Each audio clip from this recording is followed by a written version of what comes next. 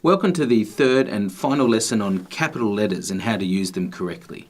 Today we're going to be talking about concrete nouns and abstract nouns. Now we'll talk more about concrete and abstract nouns in a future lesson on nouns, but today we're going to talk briefly about them because they are words where people often use capital letters in an incorrect way. Concrete nouns are those names for tangible physical objects, things that we can see and pick up, touch in the physical world. Things like a pen, my glasses, a laptop, a cloth, rain. So things that are actual physical objects. They're concrete. You can touch them and feel them. Abstract nouns are names for ideas or concepts, names for feelings, occasions, time, processes, and technical terms.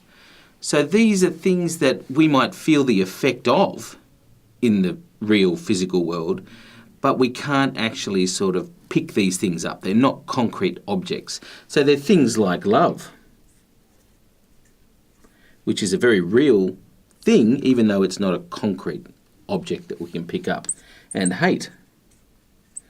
Concepts like bravery or compassion. Processes like photosynthesis, which you might come across in other classes. What we're doing right now, grammar and punctuation. These are concepts that have been given a name, and they are a noun, but they're an abstract noun. Your health. Let's make sure we spell it correctly. So you might see the effects of this noun, as in you can tell if someone is unwell, but the actual concept of health is an abstract noun. Trust. Change. So all of these things are abstract nouns. Now, what does this have to do with capital letters, I hear you ask? Well, the point that I want you to take away from this is that all of these abstract nouns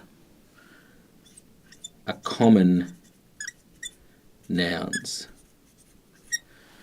Just like all of these concrete nouns are common nouns. Not one of these is a proper noun. And as we know, common nouns do not take capital letters. Only proper nouns take capital letters. There is something about these concepts, perhaps because they are often very important, that draws the mistake out of people to give them a capital letter when they don't need it. Let me give you an example. If we were to have a sentence like, let's just give ourselves some room here. Let's discuss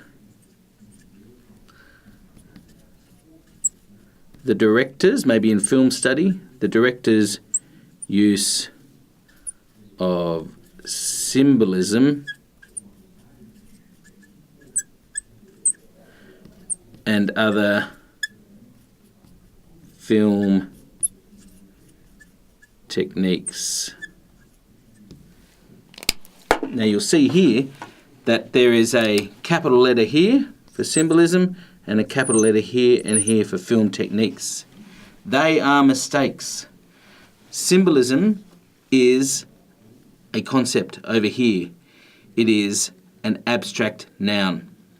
Film techniques, again, is used to describe this collection of things including symbolism, but it is an abstract noun. And so it is a common noun, and so it does not get a capital letter. Another example of using capitals incorrectly when we're talking about abstract nouns that I see quite a lot is if we're talking about themes within a movie or play or novel, and you say a major theme in Romeo and Juliet, let's say,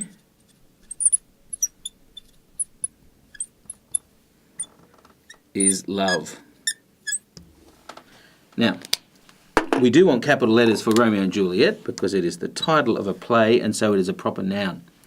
But love, even though you're saying it's a major theme and that it's very important, does not take a capital letter, because just because something is important doesn't make it a proper noun. Love is an abstract concept. It is an abstract noun, and all abstract nouns are common nouns, so this should not be capital, it should be lowercase, like that. Okay, thank you.